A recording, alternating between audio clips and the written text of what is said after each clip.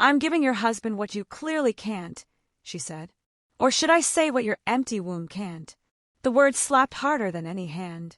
What did you just say to me? Ifeoma whispered, stepping closer. You heard me. 3 years of marriage, no child. A man needs children. It's not his fault you're barren. Ifeoma's hand moved before her mind caught up. Pa! Her palm landed on Tonia's cheek. Hey, Bestie, you know how life in Africa can be, full of drama, love, and unexpected turns. Today's story is one of those that will make you laugh, think, and maybe even tear up a little. So grab your tea, get comfortable, please leave us a comment in the comment section as we would love to know where you are watching from, and let your bestie tell you a story. Ifeoma Nwosu came home a little earlier than usual that evening. She had stopped at the market in Gwarinpa to buy fresh tomatoes, peppers and goat meat, Kunnel's favorite. He always said she made the best pepper soup in the world. That memory made her smile as she struggled with the key and pushed the front door open with her elbow, nylon bags hanging from both hands. The house was quiet. Too quiet. Kunnel! She called, her voice echoing through the sitting room. No answer. Maybe he was in the room, maybe the study. She kicked off her shoes and walked in, then froze. Kunnel was there, on their couch, kissing another woman. Her brain refused to accept it at first. Maybe it was the TV, maybe she was tired. But then the woman shifted, and Ifeoma recognized her.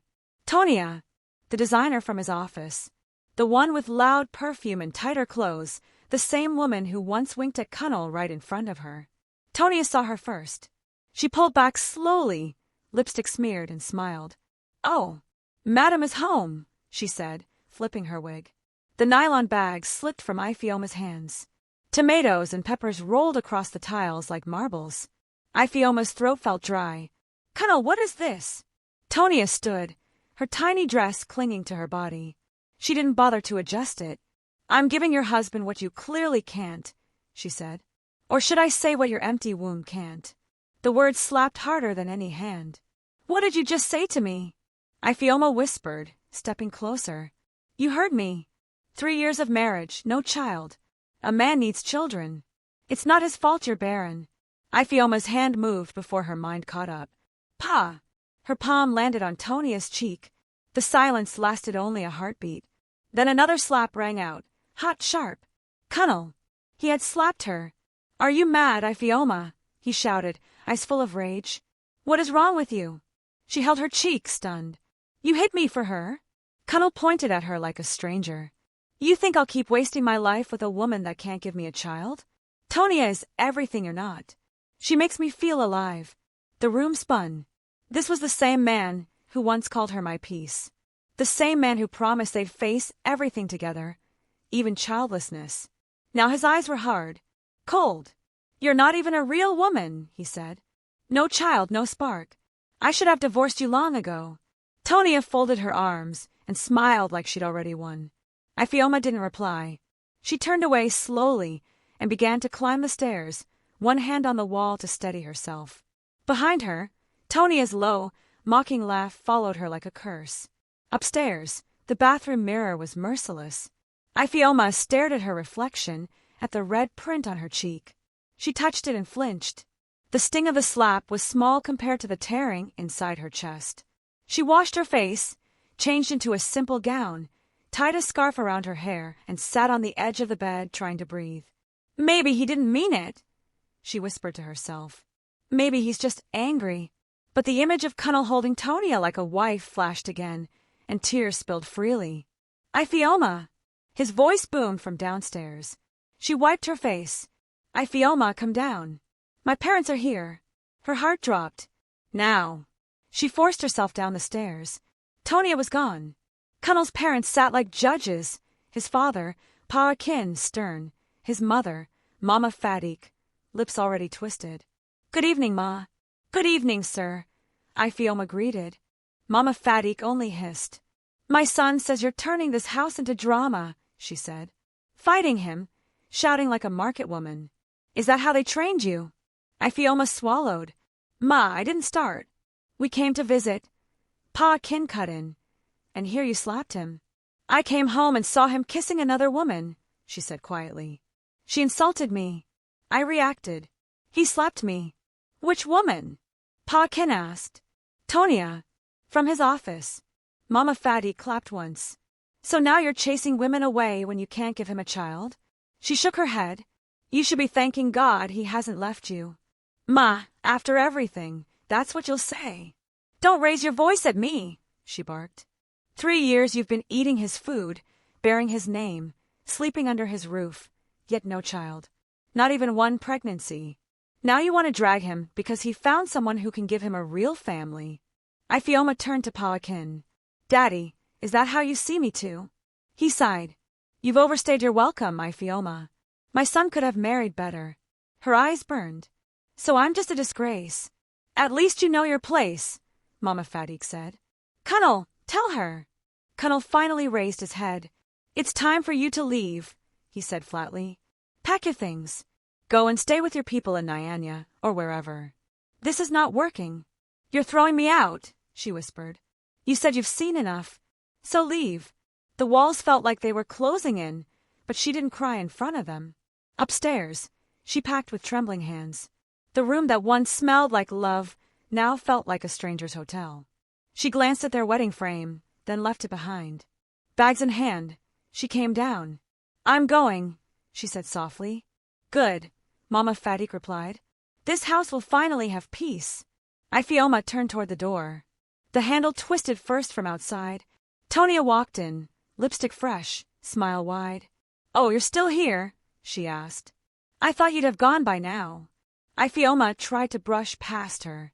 Then Tonya gasped. My bracelet. My emerald bracelet. It's gone. Which bracelet again? Kunal asked, frowning. The green one you bought me, Tonya said, patting her dress, searching theatrically. I had it on when we were here before your parents came. It's gone. Ifeoma turned slowly. What exactly are you implying? You were upstairs packing, Tonya said, alone with everyone's things. Maybe you picked it by mistake. Picked or stole? Mama Fatik asked, eyes sharp. Ifeoma's mouth fell open. Steal? Ma, why would I steal? Then you won't mind if we check your bags, Tonya said, folding her arms. You are not serious, Ifeoma whispered. No one leaves this house until we find that bracelet, Mama Fatik declared. Open the bag. Humiliation burned as Ifeoma slowly unzipped her bag. Mama Fatik pushed her aside and scattered her clothes roughly. There! Tonya shouted.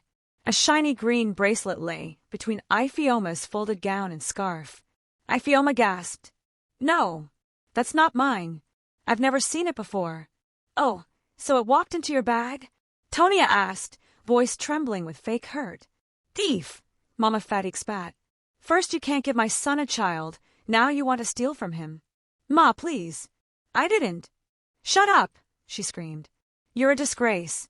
Kunal, she must pay. That bracelet cost over 1 million. Kunal's voice was ice. You'll pay for it, Ifeoma. Or we'll go to the police. Kunal, you know me. I don't know you anymore, he said. I must have been blind. He dropped some documents on the center table. Sign. Her hands shook. What is this? Divorce papers. It's over. You're free. But you'll pay 5 million for the embarrassment you caused this family. 5 million, she choked. You know I have nothing. Then you better start working, Mama Fatik said.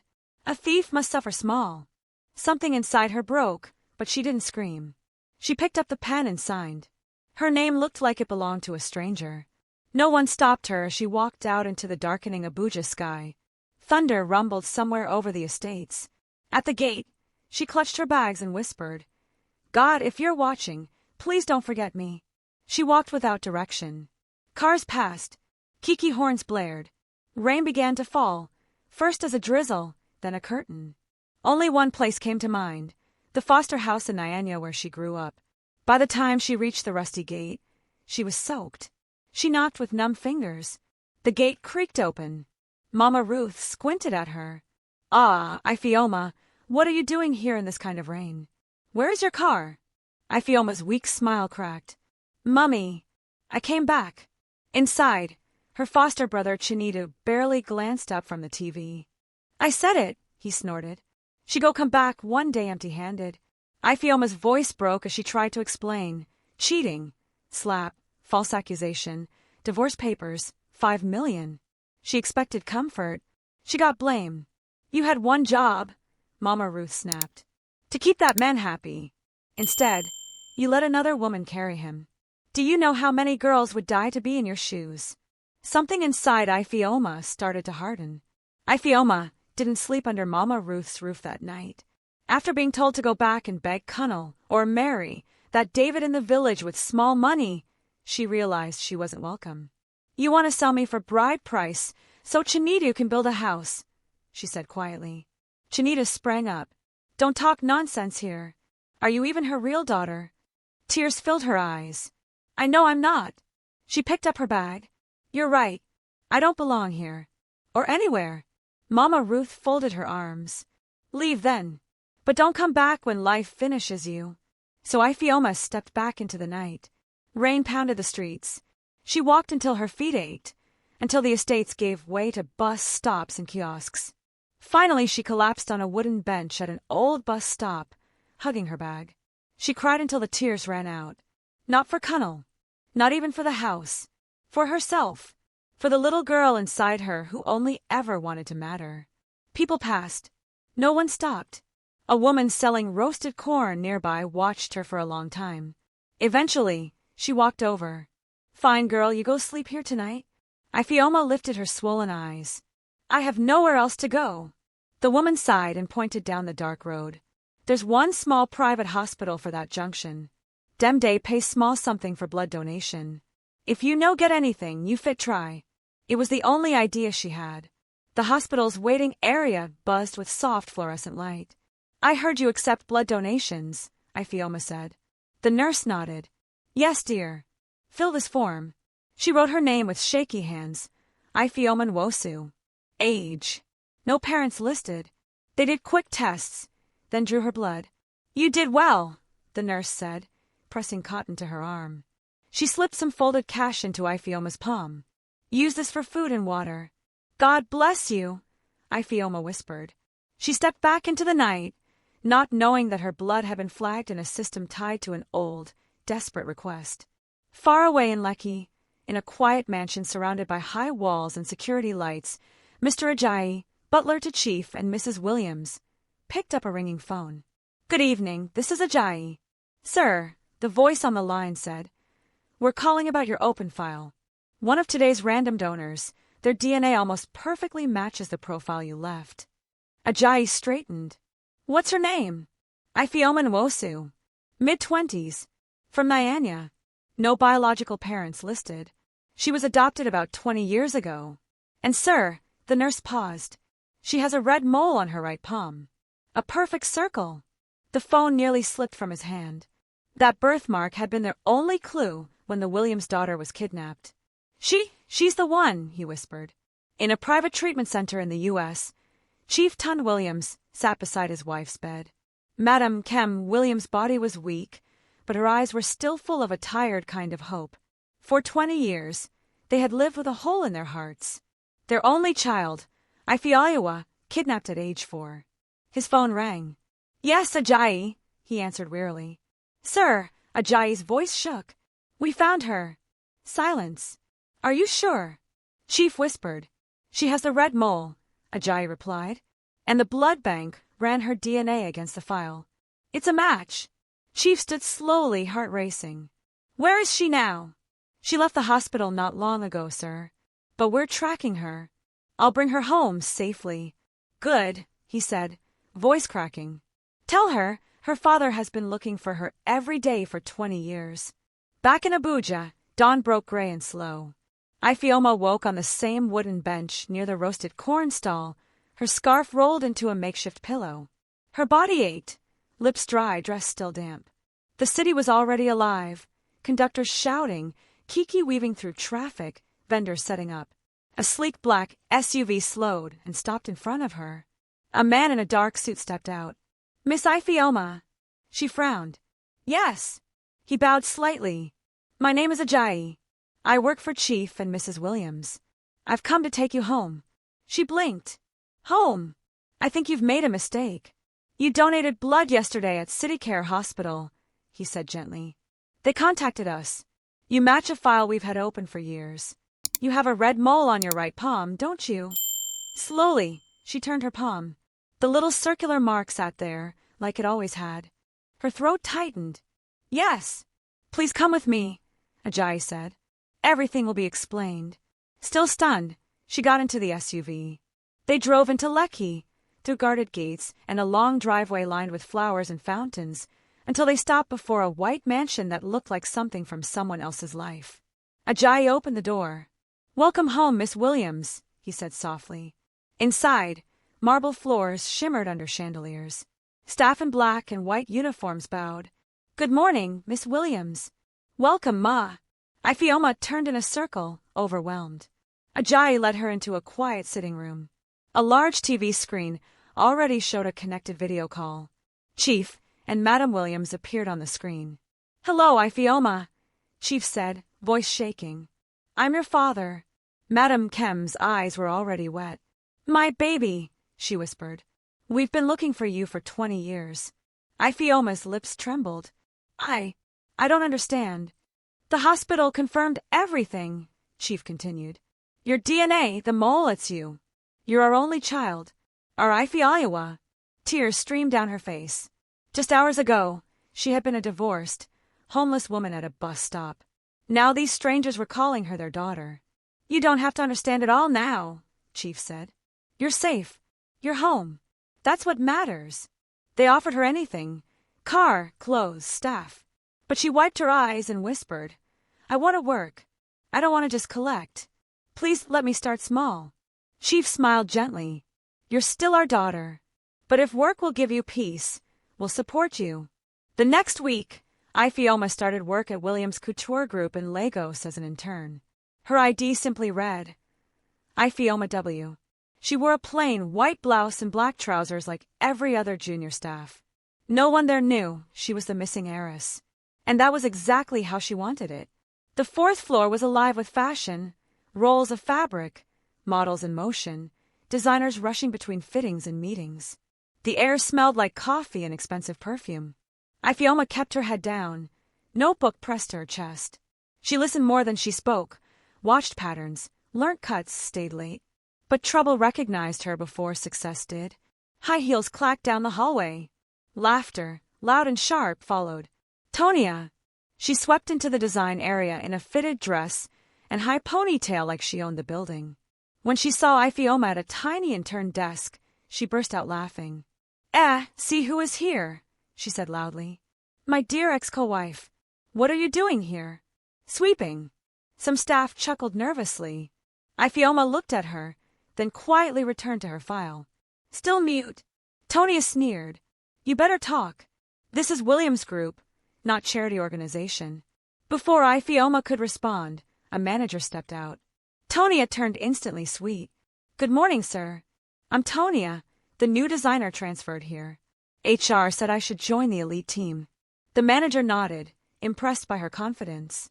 Rumors had already begun to spread in the building. Somewhere along the way, someone whispered that the lost Williams' daughter had returned and was starting small in the company. Tonia did not correct them. My parents said I should be humble and start from the bottom, she said with a fake shy laugh. But you know, blood always shows. An assistant whispered to another, that must be her. She looks like money. Another said, you can tell from her shoes. No one looked at Ifeoma twice. From his occasional visits, Depo Bello, heir to Bello Holdings and key partner to Williams Group, knew how to read people. He walked through the design floor that afternoon, tall, calm, sharp in a navy suit. Women straightened their hair. Interns adjusted their blouses. Compliments flew in his direction. He barely noticed until he passed the tiny intern corner. There, Ifeoma sat sketching quietly, brows drawn in concentration, fingers smudged with pencil. No drama, no noise, just work. He slowed down. Who did that sketch? He asked a supervisor, nodding toward her desk. Tonia, of course. The man replied quickly. She's brilliant.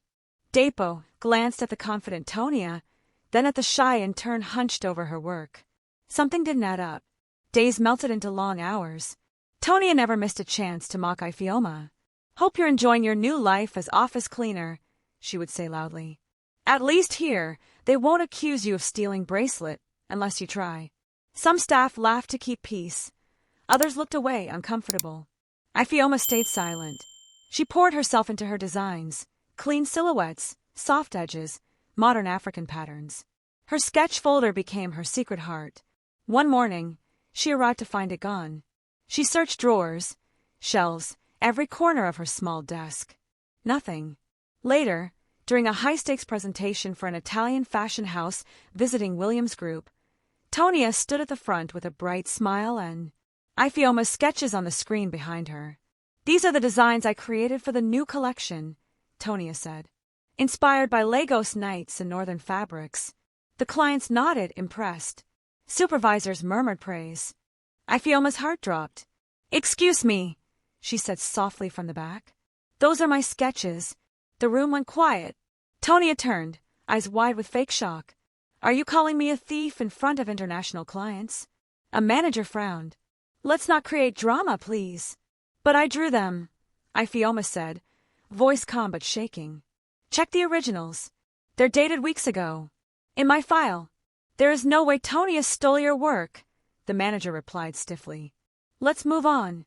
Ifeoma sat slowly, throat tight. No one cared about facts. Only favor. Then Depo cleared his throat. "Actually," he said, standing, "I spent last night reviewing an intern's portfolio. One Miss Ifeoma W. All eyes shifted. "These are her sketches," he continued, voice steady. "They're signed, dated and logged. They were not in Tonia's file." The Italian client glanced between the women, displeased. "I don't tolerate theft," Depo said. "Gaze on Tonia. And I definitely don't tolerate lies in front of partners." Silence pressed against the walls. The head manager stood quickly. "Our apologies, Mr. Bello. And to you, Ifeoma. This is unacceptable." Tonia's face drained of color. "We'll continue this project," Depo said, turning to the clients, with Ifeoma as part of the lead design team. No one argued. When the meeting ended, staff murmured around the hallway. "She's the real talent. So that quiet girl is the one." That evening, outside the building, Ifeoma approached Depo as he headed to his car. "Sir, I just wanted to say thank you. You didn't have to defend me." He smiled faintly. "Talent should be seen, not stolen." She looked down, shy. "Still, I won't forget it."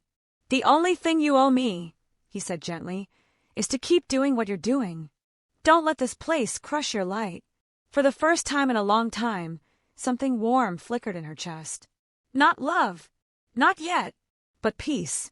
Tonia's smile never fully returned after that presentation. On the surface, she laughed louder, dressed flashier, threw louder insults. But each time she looked at Ifeoma, something sharp flickered in her eyes. Wounded pride turning to hatred. "She thinks she has won."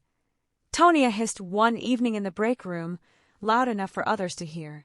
From homeless divorcee to small promotion because of one man's pity. Ifeoma walked in mid-sentence.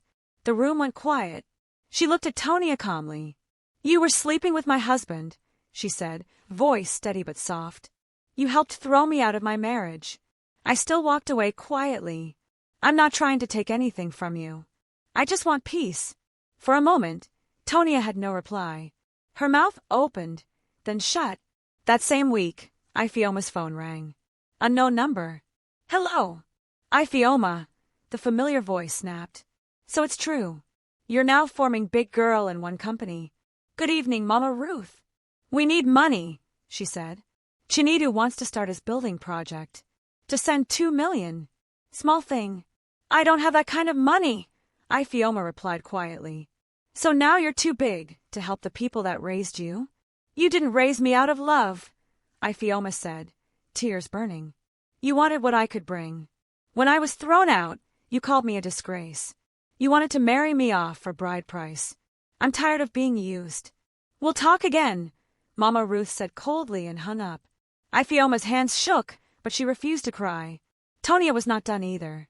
A few days later, she sent a message to the office group chat. "Hey loves, let's unwind this weekend at Lekki Thermal Haven, my family's resort. My treat. Only the classy allowed." Replies flooded in. "Yas queen." Soft life loading. Ifeoma planned to skip it, until her supervisor said, "You should go. Team bonding is important."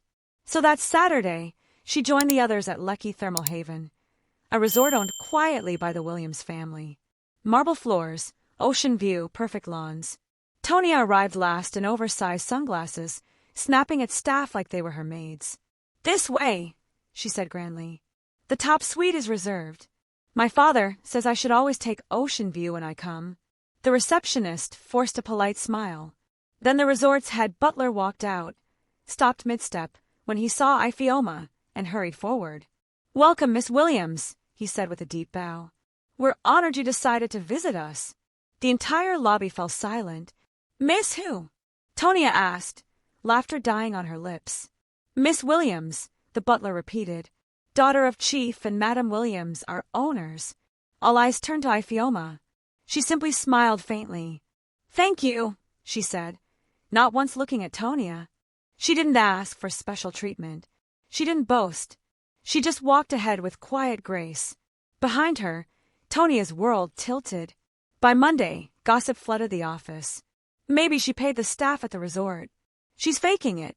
If anyone looks like an heiress, it's Tonya Jor. Tonya had done her work. She stood near the printer, arms crossed, waiting. When Ifeoma walked by, she sneered, "How much did you pay them to call you Miss Williams? You're an Wosu from Nyanya." A mistake, not a Williams. Before Ifeoma could answer, a firm voice cut through the tension. "Enough!" Depo stood at the hallway entrance, expression cool. "What someone wears, or where they come from, does not define their worth," he said. "Real strength doesn't shout. It shows in how someone carries pain without bitterness.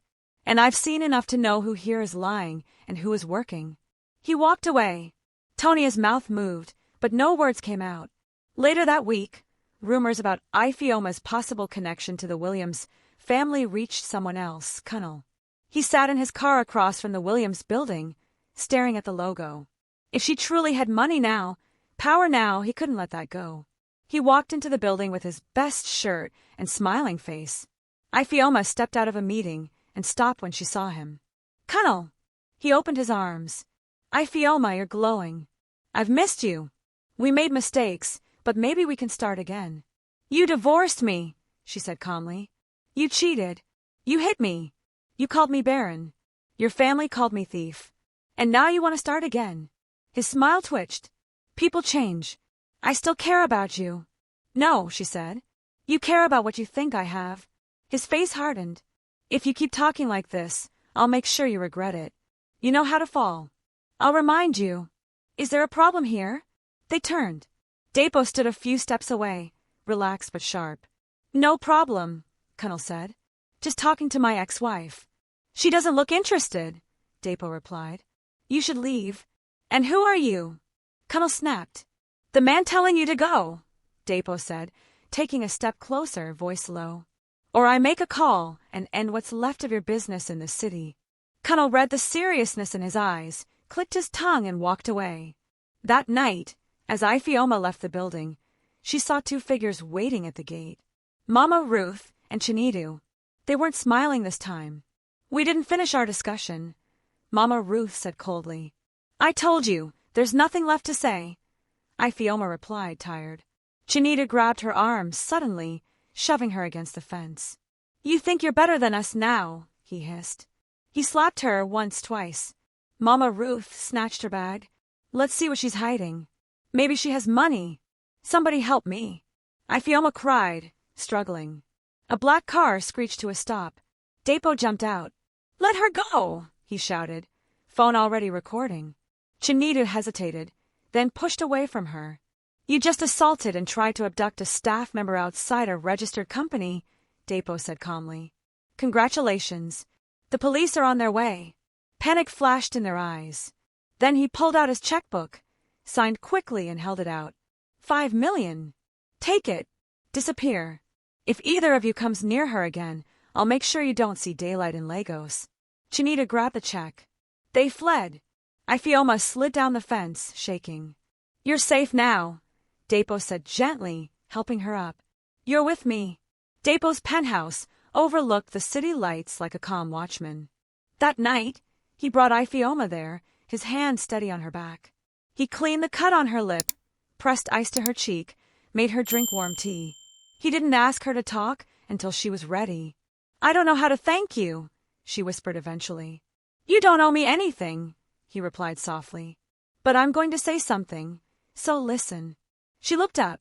"I've admired you from the first day I saw you," he said. "You were working quietly like the world hadn't tried to crush you. That kind of strength. I've never seen it." Tears stung her eyes. "I'll pay you back," she murmured. "Every naira." He shook his head. "The only thing I want from you is honesty.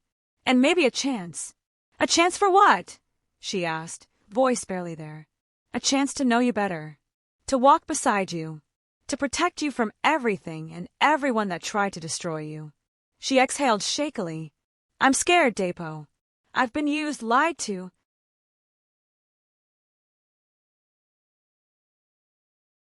"I know," he said, "but I'm not them. I'll never hurt you. I'll never betray you." Silence settled warm between them. "I believe you," she whispered. He reached across the table and gently took her hand. For the first time, she didn't pull away. Days later, Ajayi called. "Miss Ifeoma, your parents are back. They're ready to see you in person." At the Williams mansion, the gates opened like a promise. This time, she walked in not as an intern, not as a stranger, but as their daughter. Madame Kem ran to her and folded her into a hug that made time irrelevant. "My baby, my daughter. I thought I'd never hold you again," she cried. Chief's voice broke. 20 years of empty birthdays. Now here you are. DNA tests in Lagos confirmed what hearts already knew. The red mole, the records, everything aligned. 3 days later, a press conference shook Nigeria. Chief stood before cameras. "Today, God has restored what was stolen. Our long-lost daughter, Ifeoma Williams, is home." Pictures spread online. Ife in a simple sky-blue gown, standing between her parents. Tonia's lies collapsed overnight. Resort staff spoke. HR files were checked. She was fired, blacklisted, unfriended by the same people who once praised her. Kunnel's world crumbled too. Downloads of a shady deal surfaced, thanks to Depo's legal team. Contracts disappeared. Properties were seized. Months later, at an intimate rooftop dinner, city lights surrounding them like stars, Depo knelt in front of Ifeoma.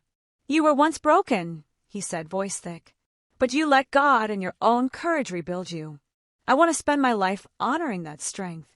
Ifeoma Williams, will you marry me?" Tears streamed down her face. Yes. Their wedding was small, garden, orchids, ocean breeze, close family. No drama, no press. Just vows, quiet and real. 9 months later, the Williams estate heard soft cries. Twins. A boy and a girl. Testimony in Dara. One morning, Ifeoma stood at the head of a boardroom table, baby Dara on her hip. Depo held her son at the far end. The board waited. "Let's begin," she said, voice calm, confident. At the back of the room, Chief whispered to his wife, "She was stolen from us.